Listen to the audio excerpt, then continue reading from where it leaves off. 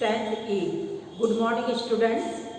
आज मैं आप लोग को हिंदी में पाठ अध्याय 7 वह देश कौन सा है, इस पाठ के लेखक पंडित राम नरेश त्रिपाठी जी हैं। बच्चों, वह देश कौन सा है, इन कविताओं में हमारे देश भारत का वर्णन हुआ है। वहाँ की प्राकृतिक वातावरण का, वहाँ की सुंदरता का वर्णन हुआ है। बच्चों, ध्यान से आप इधर देखेंगे। पंडित राम नरेश त्रिपाठी जी का जीवन परिचय मैं संक्षिप्त रूप से आपको पहले समझाती हूँ। पंडित राम नरेश त्रिपाठी द्वितीय युग की राष्ट्रीय सांस्कृतिक काव्य धारा के प्रमुख कवियों में से एक है। राष्ट्रीय सांस्कृतिक काव्य धाराओं में से एक मुख्य कवि है। उनका जन्म उत्तर प्रदेश के कोयरीपुर गांव में, कौन से गांव में बच्चों? कोयरीपुर गांव में सन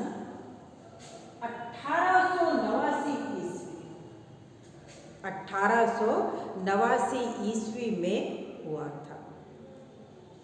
इनके पिता रामायण प्रेमी थे।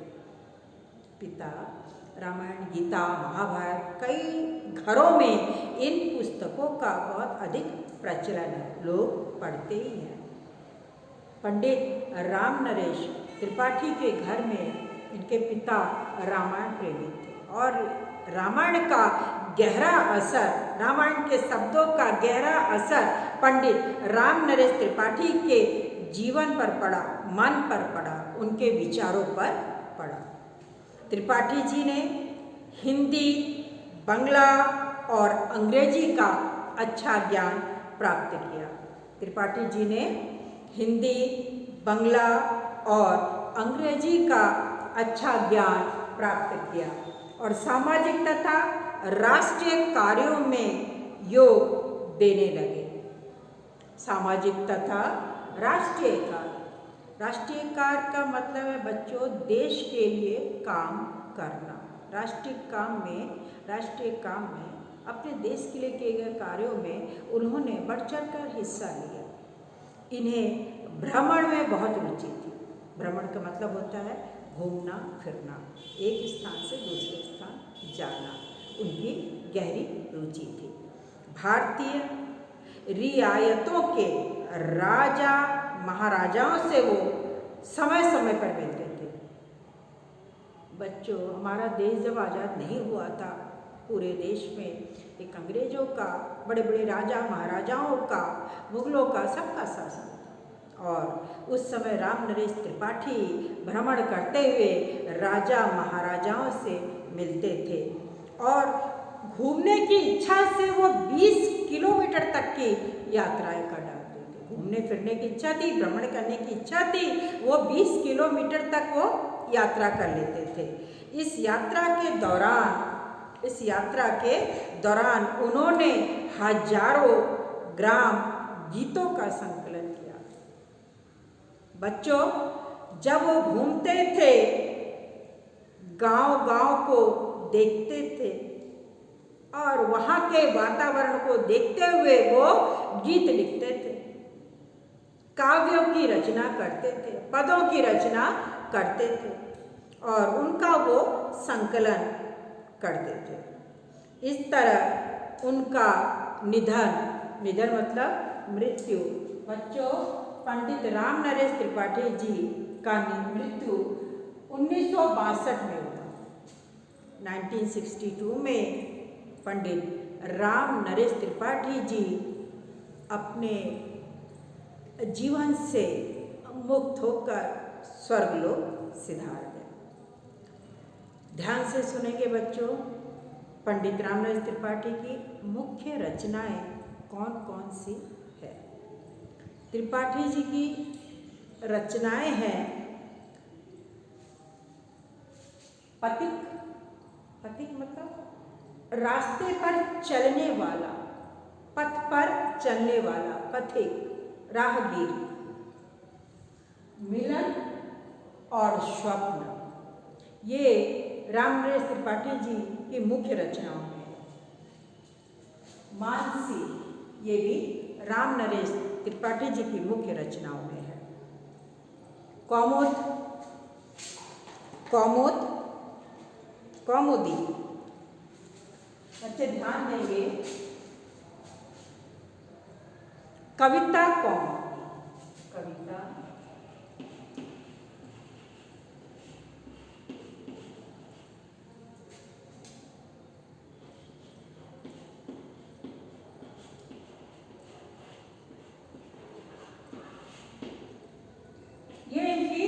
मुख्य रचना थी।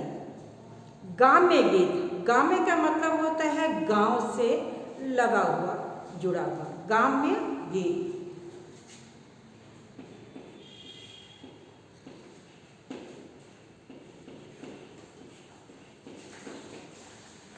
ये पंडित रामनरेश त्रिपाठी जी की मुख्य रचनाएं हैं।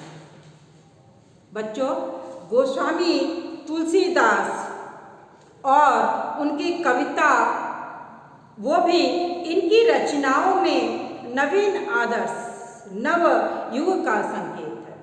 वो हमेशा गोस्वामी तुलसीदास के द्वारा रचित कविताओं पर भी बहुत ध्यान रखते थे। भाव पक्ष, अपन अब पंडित रामनरेश त्रिपाठी जी का भाव पक्ष भी पढ़ें।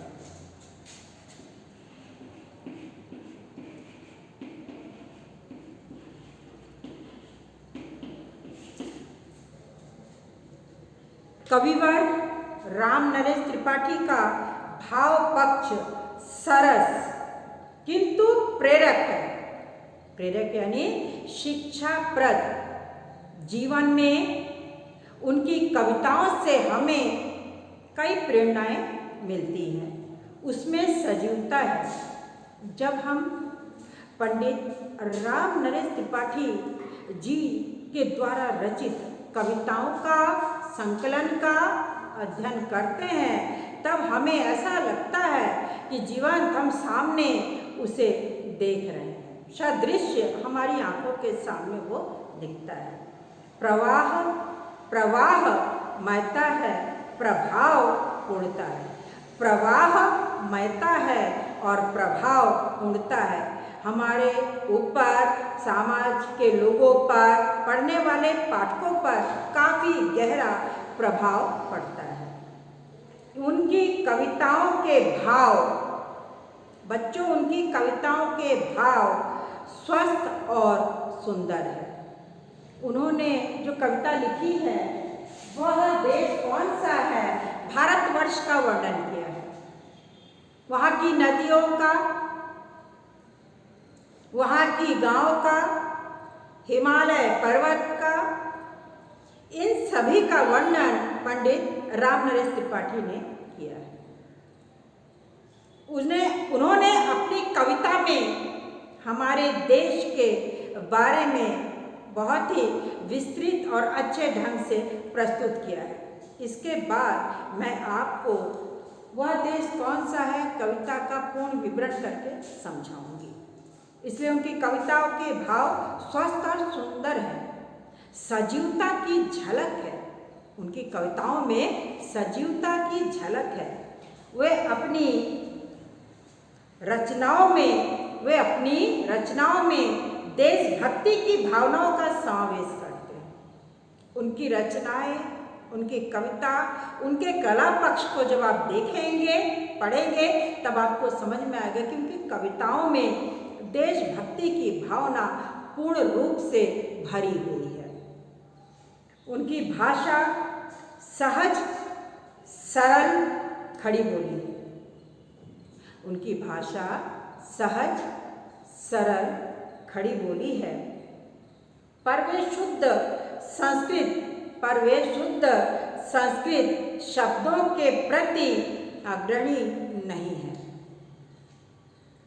उर्दू शैली के प्रचलित शब्दों का भी उन्होंने खुलकर प्रयोग किया है। उर्दू शैली के प्रचलित शब्दों का भी उन्होंने खुलकर प्रयोग किया है। बच्चों, पंडित रामनरेश त्रिपाठी जी का हिंदी साहित्य में कौन सा स्थान है वो मैं समझा रही हूँ। साहित्य के क्षेत्र में त्रिपाठी जी ने विविध रूपों में महत्वपूर्ण कार्य किया है। साहित्य के क्षेत्र में त्रिपाठी जी ने विविध रूपों में कार्य किया है।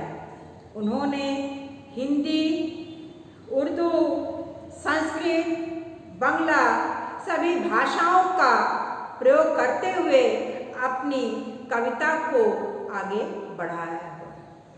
वह देश कौन सा है, ये कविता पंडित रामनरेश त्रिपाठी ने अपने देश भारतवर्ष के लिए लिखा है। भारतवर्ष में होने वाले 30 त्योहारों के बारे में, हमारे देश में ग्रामीण क्षेत्रों में दिखने वाले सुंदरता को ग्राम्य गीतों में परिवर्तित करते हुए उन्होंने समझाया है। तथा वह देश कौन सा है उसमें यह बताया है कि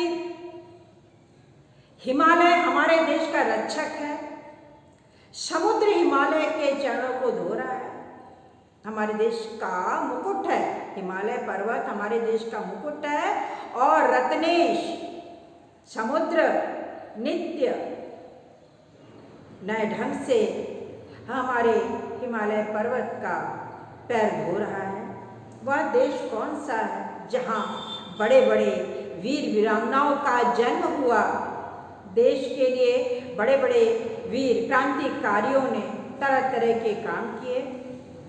और बच्चों ध्यान से सुनेंगे, इसके बाद मैं आपको इस पाठ में जो है वह देश कौन सा है ये मैं आपको प्रश्न अर्थ समझाऊंगी। इन कविताओं के बारे में मैं आपको बताऊंगी। पंडित रामनरेश द्वारा कई रचनाओं में उनकी कविता कौमुदी, नाम को ध्यान से सुनेंगे, कविता कौमुदी मुख्य रचना है।